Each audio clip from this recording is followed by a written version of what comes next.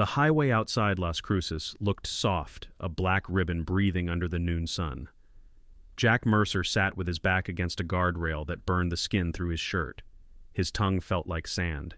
His lips had split in two places and tasted like copper. In his palm a brass cartridge rolled with a little tisk-tisk against calloused skin. One last round. He watched the desert turn to glass. He thumbed the cylinder, the revolver heavy and honest in his lap. Heat made the air sing.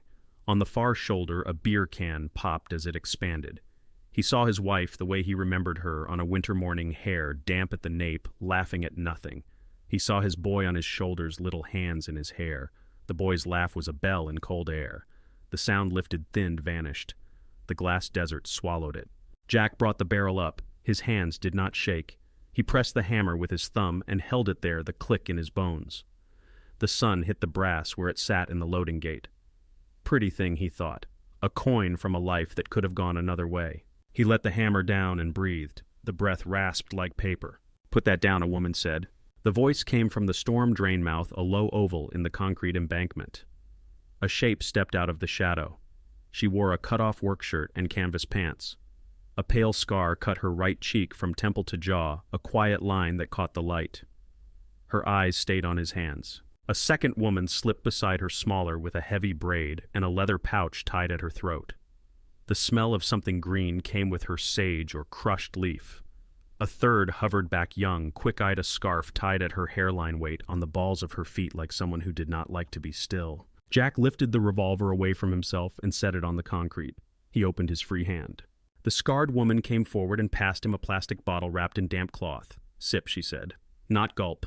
He sipped. Coolness hit his teeth, then his throat. He wanted to tip the bottle and let it flood him. Her fingers tightened around the bottleneck. "Sip," she said again, flat as a rule. He nodded and sipped. He felt it spread under his ribs like shade. "Name," she said. "Jack Mercer." "I am Rhea," she said. She tipped her chin toward the woman with the pouch. "Mara," then to the younger one. "Nova." Nova kept her eyes on his boots. He had holes at the toes. The asphalt smell climbed and sat in his head. The light stung. "You can stand," Rhea said, not asked. He tried. Fire went through his bad leg from ankle to hip. He made a sound before he could stop it. Nova shifted like she might catch him. Rhea caught his elbow instead, steady body like a post hammered deep. Mara touched his calf and then her own. "Old injury," she said. Her voice carried a music from somewhere else. "You move with pain in the front of your step." Jack laughed once dry. "Good eye." Mara untied her pouch and pinched something frosted from inside. She smeared it under his tongue with a fingertip. Bitter and sweet, both like bark and mint. "It will wake you," she said. Rhea picked up the revolver, rolled the cylinder with her thumb, then closed it. "You work, you stay," she said. "You do not work, you go. Understand?" "Understand," Jack said. They went down through the drain mouth, where graffiti bloomed and bottle caps shone like coins in mud.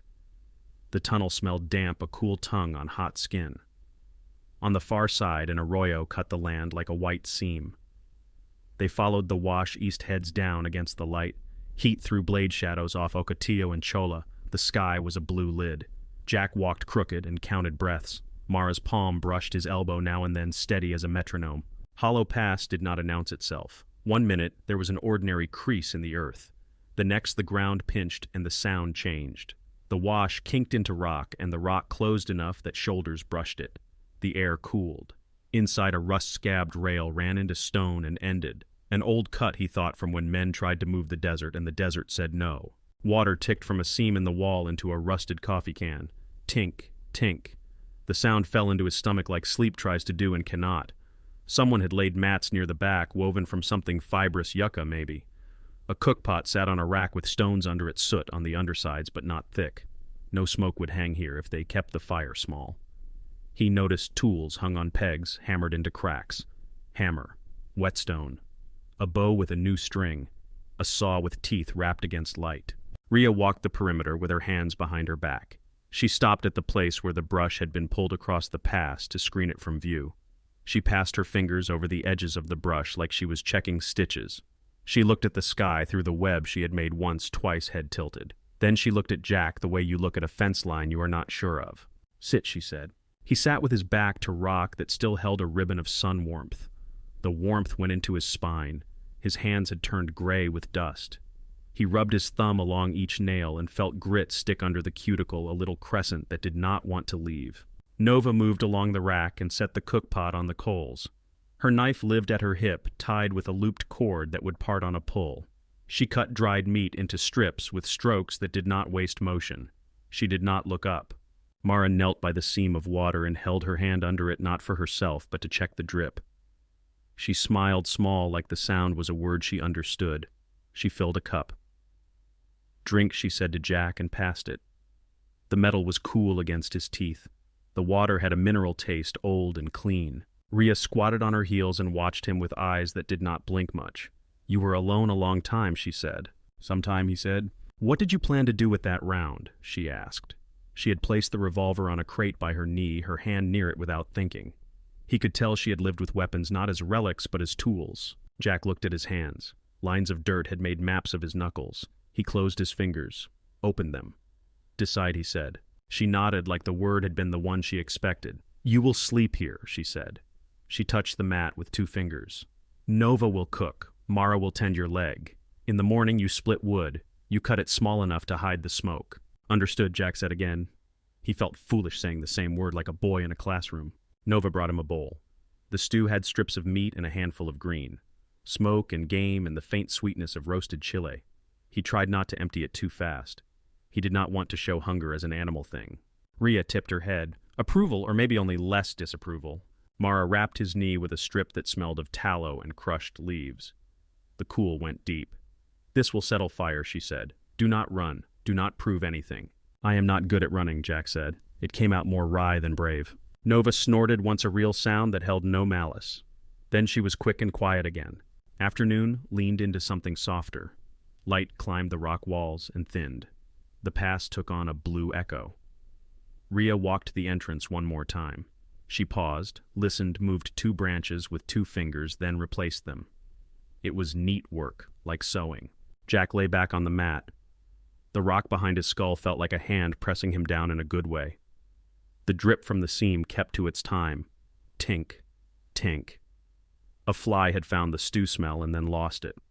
He closed his eyes and opened them. He was tired, but sleep did not trust him yet. Rhea sat near the entrance with her knees up and her arms draped across them. Her scar caught the last light, like a line of chalk.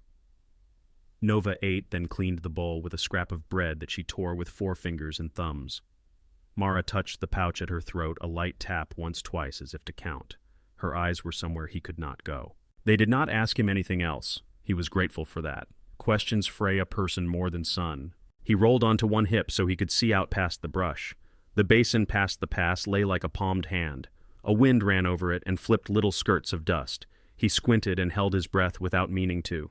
There was a column on the far side of the flat. Not a dust devil. It was too straight, too clean. It lifted and held. It moved a little left. It moved a little right. It did not break.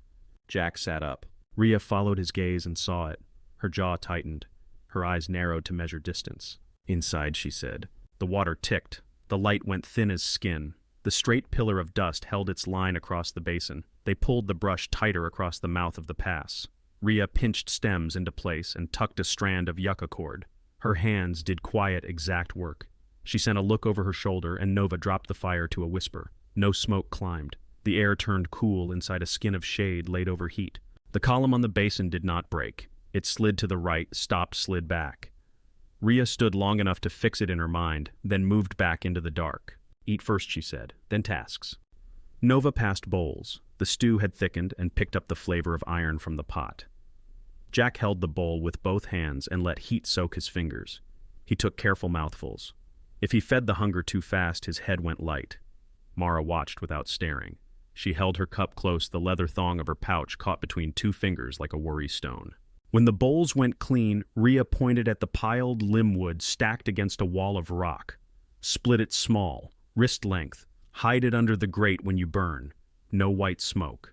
Jack got to his feet and Nova showed him the hatchet. The edge had a shineless bite. The handle was wrapped in old tape and rawhide. He carried it outside to a flat rock inside the screen and set a log on its end. He tested his stance. The bad leg sang. He raised the hatchet and brought it down. The shock ran up his arms. He cut again, changed angles, found a rhythm. Swat, twist, pop. Nova squatted nearby and sorted the split wood into neat stacks. She moved like a cat close to a door. Rhea went to the entrance and pressed her ear to the weave of brush. She worked 2 trip lines into place and hung a ring of bottle caps on a thin wire low and hidden. She backed away and scanned what they had done as if grading a drill. Her eyes caught points no one else was likely to see. Mara knelt by Jack's side when he stopped to rub his knee. She placed 2 fingertips on the muscle at the outside of the joint and pressed. Pain flared clean, then faded under the pressure of her thumb moving in a circle. "Old damage," she said. "You put weight too soon after a break." "Shrapnel," he said.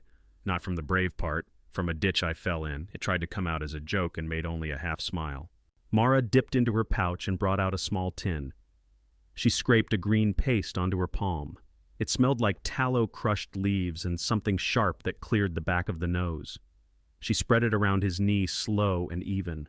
Cool slid into the heat in his skin. The ache stepped back.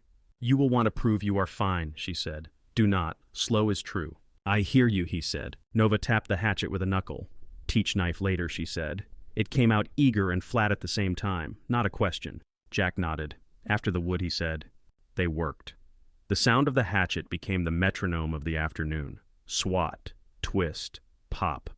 Water ticked at the back like a shy clock. Outside the basin lay under a white lid.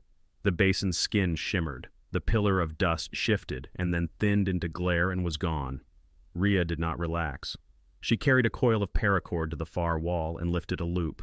Nets hung there with small stones knotted in. She checked knots. She checked how the weight lay. When the wood stack reached Rhea's measure, Jack set down the tool and stretched his back. Sweat had made a map of his shirt. Mara bound his knee with a strip of cloth smeared with more paste. Nova stood and shook out her hands and then looked at him in a way that made her look even younger, eager and embarrassed to be eager. "A knife," she said again.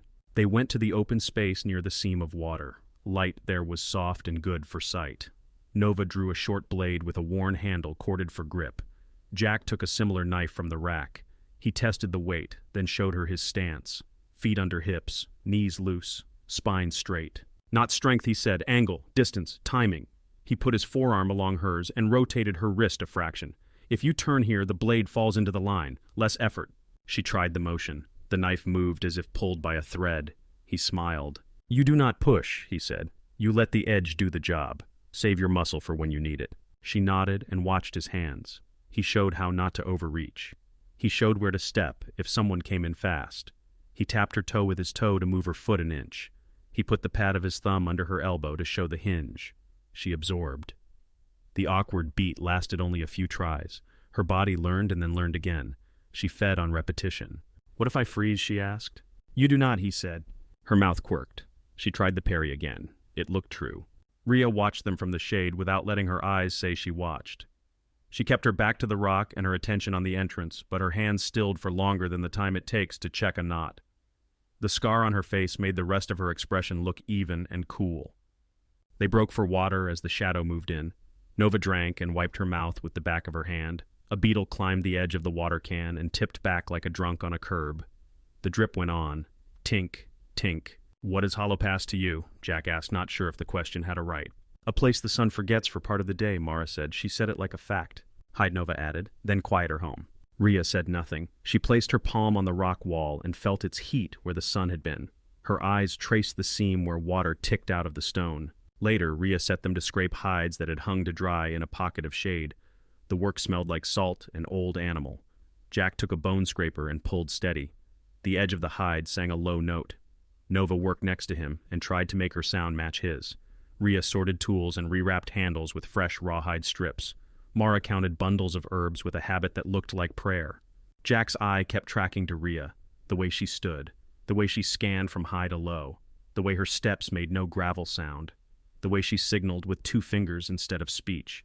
He had seen that walk in other places than deserts. He had heard that silence in other rooms than canyons. When the light thinned to amber and the rock held a softness it had not had at noon, Nova lit a small fire under the grate. The flame took and then settled. Rhea nodded. The smoke hugged the stones and never rose above the lip of the pass. Scent carried, but not far. The stew thickened again and looked new. They ate with their backs to rock and their faces to shadow. The brush at the entrance breathed a little in the evening wind. The bottle caps on the wire gave a small, cold chime. Everyone stopped breathing for one beat. Then Ria's shoulders lowered a fraction. It was only air. Jack held the bowl in his hands and looked at the woman across from him. Scar, stillness, precision. He had many reasons to keep quiet. He had more reasons to break open. "I drew lines for men who like clean maps," he said. 2 years back. Ria's eyes flicked to his face and then to his hands. "They called it targeted," he said. "It turned to fire. Lot of people without rifles in that count." Nova went still. She did not put the bowl down. Mara touched the pouch at her throat. She let go without meaning to, and then took hold again. "I tried to stop what I could," Jack said. The words scraped on the way out. Got knocked. Woke to ash. Left the next day. Silence thickened and sat between them. The drip from the seam kept time. Ria's hand moved. Her knife came halfway out of its sheath and stopped. Her thumb pressed the guard. Her mouth was an even line. She slid the blade back in. The sound of leather on steel was small and final. "You brought the men to a door and left it open," Ria said. "It did not come with heat. It came with a weight." Jack held her eyes. Shame moved in his chest like something that wanted out. "Yes," he said. Nova looked down and the line of her jaw sharpened. Jack did not look at her knees, did not look at the thin scar there where a kid might pick at a scab and make it worse. He did not want to make her smaller by seeing. Mara was the first to breathe like a person again. She put her bowl down and reached for the cup. She drank and then set the cup near Jack, near his knee, near the paste. "Water," she said. "Just that." Ria lifted her chin. "You work, you stay," she said. The words were the same, but the room they made had changed. "You do not work, you go. You will carry what you carry. You will not speak for us." "I hear you," Jack said. His voice was rough and steady. Ria looked at him another time longer like she was deciding what she had decided. "Scout Mercer," she said. Jack's throat closed for a second. He had not said that word to them. He felt the surprise flash across his face and then leave. Ria did not explain. "Sleep," she said to Nova and Mara. "We keep watch tonight." They cleaned the bowls. They banked the fire until it sat with a blue heart. They rolled mats. The canyon cooled and the smell of dust grew sweet. Night pulled itself up the walls. Ria stood at the entrance and listened. The bottle caps did not speak. The basin lay flat and black. A dog barked far and thin like a radio with a bad battery. Then even that went away. She came back and knelt by the crate. She picked up the revolver. She checked the cylinder and snapped it shut. The sound clicked inside the bones of Jack's wrist. Ria held it out to him handle first. "Your watch," she said. "First shift." Her eyes were steady. 1 round, only if necessary. Jack took the gun. It sat heavy in his palm. He slipped it low under the shirt where it met his belt. He got to his feet and went to the entrance. He pushed 2 fingers through the brush and made himself a slit to see through. The basin gave nothing back. The stars were ragged and bright. The air tasted like stone. Behind him, Nova turned once on her mat and then settled. Mara lay on her side with one hand on the pouch at her throat. Ria stayed upright against the rock with her knife near her knee, her breath so shallow it did not disturb the dust. A pebble clicked somewhere in the throat of the pass, not big, not close, enough to find the small hairs along Jack's forearms. He let his breath ride in and out without sound and fixed his eyes on the gap. The water ticked. Tink, tink. The slit in the brush held its shape under his fingers. The night held his face in its cool hand. He stayed very still and listened. Jack kept his fingers in the brush and let the night ride over him. The bottle caps clicked once, then went dumb again. His eyes adjusted until the basin was a pool of gray. The pass breathed like a sleeping thing. A shape unpeeled from the dark near his knee. Ria crouched and put 2 fingers on the back of his hand. It was not a question. He slid aside and made room. They exchanged places without sound. She watched while he moved along the wall to sit near Mara. Nova's breathing had flattened to a light rasp. Mara's hand still rested on her pouch. Jack waited for the bottle caps to speak again, and for a time they did not. He must have dozed and come up hard because the light had moved from black to iron. The rock had the color it gets before sun touches it. Ria gave him a small nod.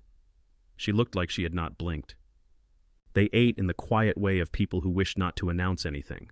Tortilla, a strip of meat, sip. The bottle caps stayed still. The air thinned. Heat gathered in the mouth of the pass but did not pour in yet. Late morning the caps whispered. A single brush of metal. Ria flicked her fingers. Nova smothered the spark in the ash bed. Mara set the cup down. Jack eased into the notch he had used in the brush and looked with one eye. A dust blur rolled across the far flat, fell apart, gathered again. A dark vehicle sat against a low-rise engine, dead. Figures moved out of the glare and went to ground. 5. The one in front stood straight, checked the line with a glance Jack recognized. Authority carried in the spine. He wore a tan shirt that fit like a uniform, even if no patches showed. He put 2 men out left. He kept one at his shoulder. The heavy one with him was Vince Doyle. The last man knelt and raised a hand. Rhea's bottle caps murmured a little note. Rhea's hand found Jack's shoulder. She drew him close so she did not have to raise her voice. "They will probe both sides," she said. "We let the first 3 into the throat." She looked at his belt.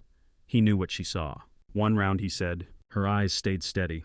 "I take it when I need it." He put his hand under his shirt and brought the revolver out by the grip. Her fingers closed over the metal and the weight shifted. She checked the cylinder like she had checked it before. She tucked the gun into the back of her waistband. The motion was clean. They went to places that made sense. Nova to a high shelf inside the pinch with a coil of cord and a pouch of small stones. Mara by the water with strips of cloth, a line of tins, a small knife. Jack up along the right wall where an old steel girder made a shadow line he could hide in. Rhea took a slit opposite him where she could see the entrance and the narrow together. The first 2 men eased through the brush and put hands out to feel the wall. They were careful. They had been taught to expect traps. They still did not see the bottle caps on the low wire. When a knee brushed the caps, sang a tight, colorless chime. The front man froze. The one behind him turned his head toward the sound, and then toward the empty wash. The man at the rear stayed in sun and did not step through. He waited with a rifle held low. Behind all that, the heavy one rolled his shoulder like a man getting ready to be entertained. Doyle smiled. "Clever," someone said from outside. The voice had the sand of command in it. "Reed, Mason, check it, Johnson, Carter, find the other door." They split like that. 2 went right along the face toward the far cut. 3 came in Reddick close behind them. The air inside cooled their skin. They moved slow the way men do when they smell wrong air. Rhea's left hand went up and made a tiny circle. Nova's hands moved. She pulled a line. The net on the left shoulder of the pass fell and let stones scatter. Not heavy stones, just enough noise to throw the men's timing off. The first one flinched to that side. Jack dropped from the girder and landed behind him. His arm went around a throat. His knife found the tender hinge under the jaw. He turned and then guided the body down. No shout, only a hot cough into dust. The second man wheeled. Rhea's revolver made one sound in the narrow. A single crack. The bullet caught Vince Doyle as he stepped through the brush. His shoulder jumped and he pinwheeled into the rock. His rifle fell and clanged and went still. He made a sound like a laugh with no joy in it. Reddick came in then and saw Rhea with the gun and her scar bright in his sightline. Recognition tilted his face for a heartbeat. "Rhea Kincaid," he said in a way that was not friendly and not surprised. "There you are." Jack did not have time to listen. The third man threw himself toward the rack to get cover. Jack met him halfway and took him low. Elbows. Breath. Fingers at the mouth. The other man hammered Jack's ribs and got a knee into the bad leg on instinct. Pain went white and took the edges off the world. Rhea did not waste a second on Doyle after the shot. She moved and the revolver went back into her belt. Her knife came into her hand like a habit. She reached the rack as the third man tried to come up. Her boot met his wrist. The knife put a neat line across meat. He kept his scream under his tongue. She knelt and finished it quick. Reddick had his own gun out. He tracked Rhea into the rack. Jack rolled at him with all the wrong weight in his bad leg. He used that wrong weight to take Reddick down. They hit the rock and breathed dust. Reddick's free hand closed on the revolver lodged at Jack's belt line, and Jack slapped it away. The gun slid into shadow. The 2 men locked forearms and breath. Reddick was strong in the way of men who train for it. He put his knee into Jack's thigh. Jack tasted iron. Outside, a high voice cut the glare. A bowstring sang. An arrow hissed past the brush, and its fletching clicked against stone. It lodged in the meat of Reddick's shoulder. He yelled once, and the hand with the pistol twitched. The shot went into the floor and spat dust. The echo shook itself out along the rock. Another arrow angled in and pinned the shirt of the man at the outer lip to the brush. That man's face folded up at the new math, and he stayed still. The figure on the wash lip was narrow and hard. Dakota. He lowered the bow and lifted it again in one smooth line. "Enough," he said, voice flat and far. No victory in it. Rhea rose and put her knife at Doyle's throat where he lay against the wall. Blood from the shoulder wound had made a dark bib out of his shirt. His grin had turned into a baring of teeth. She pressed until the grin softened. "Vince," she said, "be smart." Doyle swallowed. His head tapped rock. Reddick tried to surge up under Jack. Jack let him move enough to give up leverage and then put him back with a shift of hips that sent heat down his leg. He locked the wrist with the gun and waited until the tendons screamed. The pistol fell into dust. Jack kicked it toward the wall and heard it click against stone. The pass held still in a way that meant everyone had counted the bodies and valued what was left. Nova crouched by her shelf with the cord still in her hands. Her face had lost color. Mara stayed by the water seam with strips of cloth ready and the stove of her eyes already preheating for work. Rhea looked at Reddick and at Jack and then at the wash beyond Dakota, where the vehicle sat like a bug with its legs tucked. "You came far for 3 people," she said to Reddick. Reddick's breath sawed. He smiled at the rock. The arrow in his shoulder made his voice chew. "Not 3, he said. 1, you." Rhea's mouth went as flat as the basin. She reached into her shirt and pulled out a small oilskin packet folded and stained where fingers always held it. She let Reddick see it and then drew it back out of his reach as if he were a child at a shelf. "You always wrote too much," she said, "and you always sent copies." Reddick's eyes changed. Not fear. Not yet. A shift from field problem to desk problem. "You are bluffing," he said. Rhea shook her head once. "Orders with your name. Reports you doctored. A journal you lost. All very tidy in your hand. Colonel Holt will enjoy them." She looked at Jack. Her eyes were full and empty at once. "You will take him to Fort Halter," she said. "Straight to Holt. No one else. You will not stop for speeches." Jack kept his weight on Reddick and nodded. His bad leg shook. He set his jaw until it did not. Rhea tipped her chin at Doyle. "Dakota," she said. "Vince stays. Your people have a list." Doyle laughed in a new way and then made it stop. Dakota's face did not change. He lowered the bow and reached for cord. 2 men behind him came forward. They moved like they had decided something a long time ago and were not happy and were not sad. Rhea went to the brush and looked out. The vehicle sat as it had. No new dust raised. She kept her palm on the rock for 1 beat. She came back and stood over Reddick and Jack. "You do not speak to him," she told Jack. "You do not listen. You deliver a package." Reddick smiled. It had a lot of teeth. "Always the efficient cousin," he said. "Such manners." Rhea looked like a door closed. She pressed the oilskin into Jack's hand. He slid it inside his shirt. It seemed to weigh as much as a gun. He helped Reddick to his feet. The arrow still sat in the muscle. Mara stepped forward and snapped the shaft and pulled the head through in one neat movement, while he cursed at a pitch only dogs would admire. She rapped the shoulder with speed and pressure and no sympathy. They walked out into the glare. The basin smelled like hot iron. Dakota's men lifted Doyle and took him into shade that was not kind. Rhea stood a step back from the light and watched them go. Nova came and stood by her hip. Her face was pale but set. Mara wiped her hands on a clean cloth and closed her pouch with a twist. That night, on a little shelf of rock an hour from the pass, Jack set a small fire inside a ring of stones and kept it low. Reddick sat with his back against a boulder, hands bound in front shoulder-wrapped eyes on the flame. He looked smaller outdoors. He looked like a man who thought in windows and hallways, not in sky. "You think she saved you?" he said, voice rough. "Rhea Kincaid, clean name, clean line. She is not what you think. She was ours." Jack watched the fire coals go from orange to black at the edges. He said nothing. Reddick leaned forward and smiled with the side of his mouth that did not hurt. "She was a federal asset," he said. "Indian affairs. Best we had. Until she changed her mind." They broke camp before the light showed. Jack tied Reddick's wrists with a loop that would give just enough blood to keep him on his feet. They walked in a hush and a glaze of cold that made the breath show. Gravel whispered under boots. The smell of creosote came up when the air warmed. By mid-afternoon, a wall rose from the grassland, squared and pale under sun. Fort Halter sat with flags and fences, and the long order of barracks in lines. The guard at the gate lifted a hand. He took in Reddick's uniform shirt, the dirty wrap on his shoulder. Jack's face, the oilskin tucked under Jack's belt. "Name," the guard said. "Jack Mercer," Jack said. "Former scout, prisoner for Colonel Holt." The guard blinked and waved them through to a dirt lot that crushed dry weeds flat. Jack felt eyes touch him from steps and windows.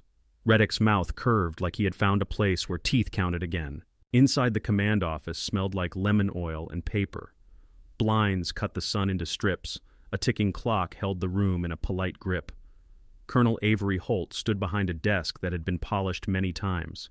Tall, blunt face, the kind of neat that grows out of habit, not vanity. "Captain Reddick," Holt said, and then to Jack Mercer.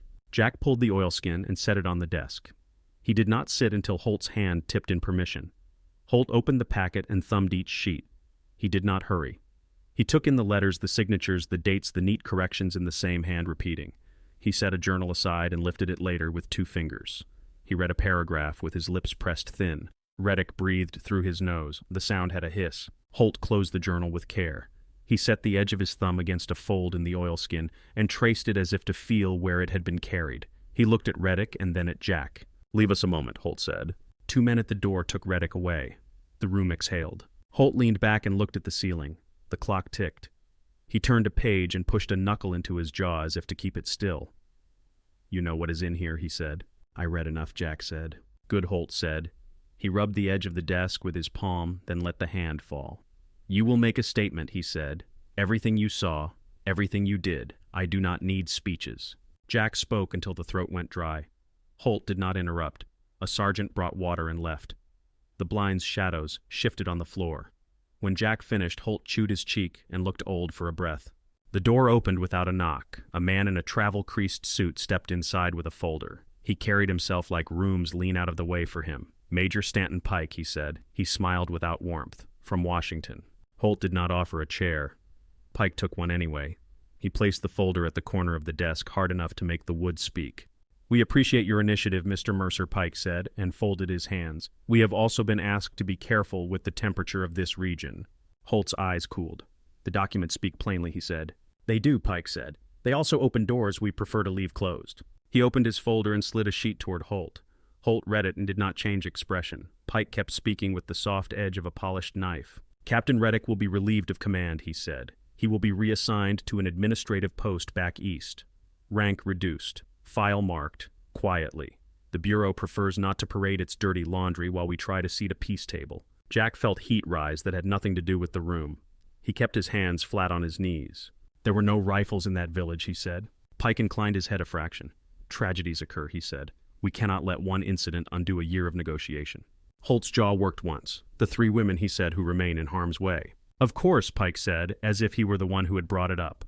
"We can offer placement at Coyote Mesa Transitional Center. Safe housing, regular rations, medical care, away from opportunists and old enemies.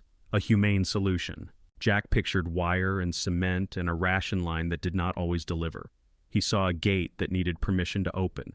"They will not take it," he said. Pike laced and unlaced his fingers. "Then they will remain outside formal protection," he said. Holt looked at Pike with an expression Jack would think about later. He tapped the desk once with a finger. "I will send Mercer back to speak to them first," Holt said. "A familiar face helps. 2 men will accompany him to deliver the formal offer." Pike shrugged. "So long as the offer is presented and noted." Holt signed the sheet to that effect. He looked at Jack. The lines beside his mouth eased not much enough to show a person under the rank. "Do not linger," he said. "Bring an answer or do not. That is the shape of it." Outside, the fort had turned gold and then thin. Jack mounted a government horse that had opinions and a kind eye. 2 sergeants in dusty uniforms rode behind him. They did not talk much. The smell of sweat and leather rode with them out past the last fence and into sage and open sound. They reached the old wash near Hollow Pass by late day. Jack raised an arm and pointed to a flat of rock halfway to the screen of brush. "Wait here," he said. One sergeant set his jaw. "Half an hour," he said. "Then we come in." Jack walked alone into the heat that still lay in the low ground. He kept his hands where people could see them. The brush at the pass looked like it always did. The bottle caps did not sing. The hair on Jack's neck did. A little rock to the left of the screen wobbled once. Rhea stepped out from a cut in the stone. She carried a rifle at port, but her cheek was easy. Nova slid out behind her footlight and face blank. Mara came last eyes searching Jack's face and then going to his hands. "Visitors," Rhea said. Jack nodded. "2," he said, with an offer. He told them in clean pieces. Reddick's future, the papers Holt had read, Major Pike's words that took air out of a room, Coyote Mesa, the shape of it, not the pitch. Rhea listened with her head a little to one side as if the sound would tell more than the language. Nova's mouth went sour. Mara's hand went to her pouch and stayed there. "Rations," Rhea said. "Rules. Gates." Jack said nothing. He looked at her and at the pass behind her and at the grease of old soot on the rock. Rhea shifted the rifle to one hand. She took a breath that did not move her shoulders. She looked past Jack to where the sergeants waited with their reins looped and their backs stiff. "Bring them halfway," she said. He waved. The sergeants rode to the mark and stopped because Rhea had made the space feel very clear. The older one unfolded a paper and cleared his throat as if in a church. He read the offer. Housing, food, medical access. He read the terms in small print. Compliance, curfews, visits at discretion. He lifted his eyes once to see if they were being heard. Rhea asked 2 questions. Who runs the center? How far from here? The sergeant answered with names and miles. He had not been told more. He did not try to pretend. We will think, Rhea said. We pray on 3 days. She picked a neutral place and named it for contact. Her voice was smooth and slow. No sharpness, no fear, no heat. The sergeants nodded and backed their horses. One of them looked at Jack, and then away as if he had almost asked something and then remembered where he stood. They rode out with dust making brief veils behind hooves. Rhea watched until the veils fell. She turned and went into the pass. Nova drew the brush into place with small adjustments a tailor would admire. Mara touched the water seam. The drip held steady. Inside they moved in a way that did not waste time. Mats were rolled and tied. The cook pot was washed and set where it would look like trash to anyone who did not cook. The tools were taken down and wrapped. The pegged handles showed clean scars where hooks had been. Jack pulled the trip line and the bottle caps came away with him. They made a thin, sad music in his pocket. He emptied the fire pit of ash and lifted the grate to lean it where it would read as rust and not as use. When the light had gone from orange to bruised blue, Dakota came in by the high cut with 2 men. He lifted his fingers in greeting and did not hug his sister. His eyes went into corners and found what needed finding. 2 watchers on the ridge, he said, east and north, stiff in the shoulders. Rhea gave a small nod. They liked to see what they already believed she said. Nova slipped into a lean and tested her ankle. The old scar on her knee showed white lines where it had healed badly and then been bullied into better. Mara pressed a packet into Jack's hand. Dried meat. Leaf bundles. A tin of paste he already knew. For the road, she said. They stood near the entrance where the last color lay. The land outside breathed a little now that the heat had bled. A nightbird made one high note from the direction of the rail cut. The rock cooled under their palms. The seam kept its time. Rhea looked at Jack. The look held agreement that had not been spoken aloud. She touched the crate where the revolver had sat and then left her hand where wood had warmed in other days. She lifted it and let it fall to her side. Lights out, she said. The pass went to shadow. The bottle caps in Jack's pocket gave one soft touch like a muted bell. The air smelled of damp stone and old smoke and the thin green of crushed sage on boots. The sound of the basin changed. The kind of silence that has people in it settled on the place. They stepped out of Hollow Pass after full dark. The brush fell back into place behind them. No one spoke. The ground held the day's heat an inch above the dust, then gave it up to the cool. Dakota took the lead with 2 of his men. He moved like a needle through cloth, stitching them into the black folds of the land. The watchers on the ridge stayed where Rhea wanted them to stay, eyes turned east toward the decoy fires already guttering in the far flats. Nova set her pace to the sound of her breath. She favored the knee without thinking about it. When she stumbled in the loose gravel of a draw, Jack was there with a hand at her elbow. She let him take some of the weight until the angle changed and the ground steadied. She did not apologize. He did not ask if she needed rest. They climbed a low spine of rock and dropped into a gully that smelled of damp stone and creosote. A night wind carried a hint of juniper. It tasted green. The sky opened and shut between dark ribs of land. The shiver that had lived under Jack's skin since the pass became a thing he could breathe through. At the first spring, a vein that dreamed up out of rock and ran a foot before it disappeared, they cupped water and took turns. The water was cold enough to make teeth ache. Nova laughed once when it hit the back of her throat, a small surprised sound. Mara refilled a tin and rinsed her hands. She pressed 2 fingers to the seam where the water came and lifted them wet. She touched the leather pouch at her throat, not in grief, only to mark that something had been received.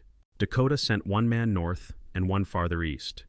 They went without flair, leaving small mistakes in their wake on purpose, a print 2 deep here ash where no fire had been there. Those errors would read well from the wrong distance.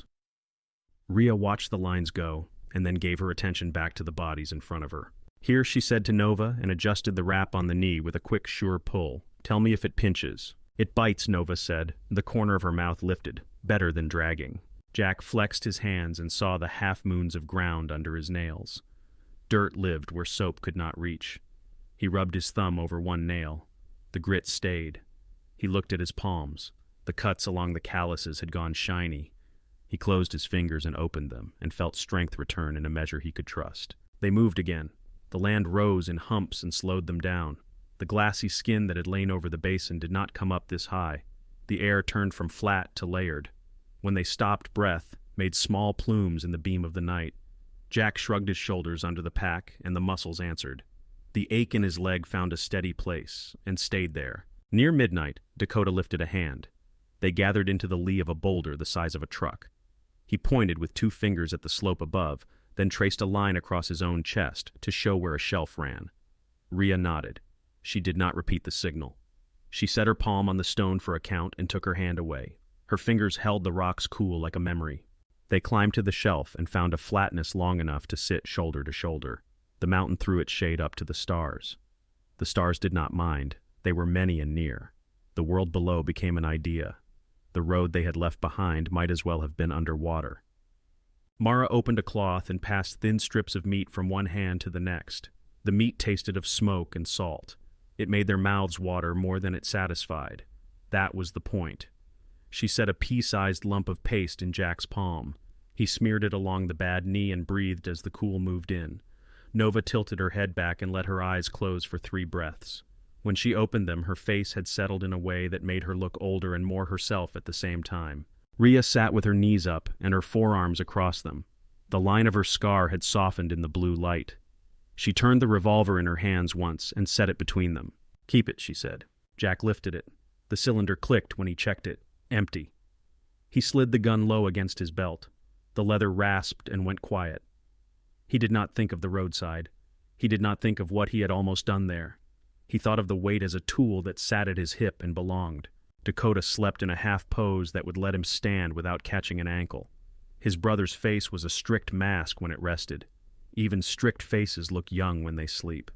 Jack watched the pulse in his neck for a beat, and then looked away, courtesy for a man who liked to appear only as he chose. They let the night thin and moved at the edge of morning before color. The mountains had shape now. The edges wore a rim of powder. The path bent between stones that caught the first light. When the wind came through the saddle, it brought the smell of pine in a clear stream. Nova breathed it in through her teeth and smiled for real. Mara smiled back without showing teeth, a knit of eyes and cheeks. They had one hard crossing where a wash had cut the slope deeper than a person likes.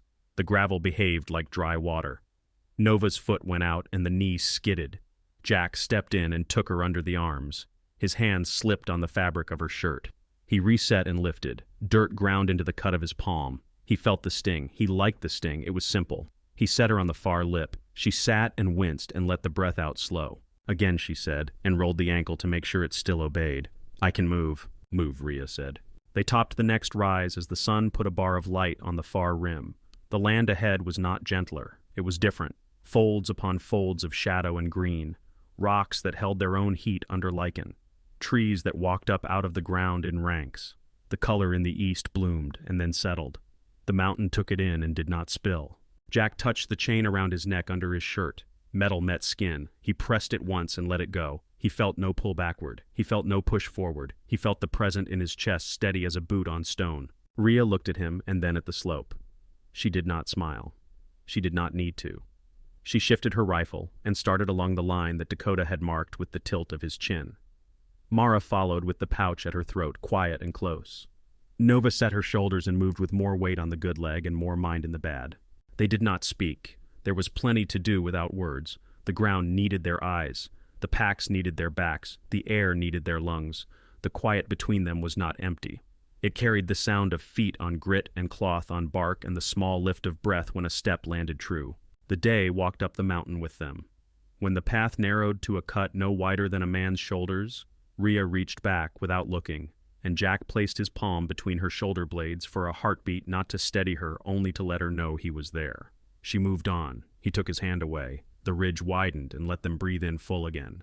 By midday they reached a stand of pines that pooled shade like water. The ground under the trees was soft with needles. The air smelled like sap and something clean. They stood among trunks and listened. No engines, no boots, only a woodpecker working in the near distance and the vibration of insects. The mountain held them in place, quiet in a way that did not feel like hiding. Rhea took the bottle cap ring from Jack's pocket where it had forgotten itself and held it. The metal whispered, She looked at the caps, and then at the trees, and then at the people who had walked with her into this new air. She closed her fingers around the ring and let the hand fall to her side. Here, she said. No one argued. They shed their packs one at a time and stood straighter. Mara set the leather pouch on her palm and pressed it against her heart. Nova leaned her back against a trunk and closed her eyes and let the rough bark speak to the skin between her shoulder blades. Dakota took a slow look at the world and nodded once. Jack walked to the edge of the stand where the light ran between the trunks like thin sheets and stood there, hands on his hips, dust on his palms, breath deep and even. The mountains rose ahead, blue with distance, their lines slow and certain. The four of them moved into that blue without hurry. The sound of water lived somewhere down in the trees. It carried enough to know it was there. They picked their way toward its shoulders, almost touching the empty cylinder quiet at Jack's hip, the drip at Hollow Pass, now a memory that had done its work. The ground gave under their boots, and then held. The air cooled the skin at the back of the neck. The shade took the heat out of their bones. They walked. The light changed. The day went on. The line of them stayed together. Thank you so much for listening to today's story. If this story resonated with you or made you reflect, I'd love to hear your thoughts, so feel free to share them in the comments below. And don't forget to subscribe and hit the notification bell so you won't miss the next story.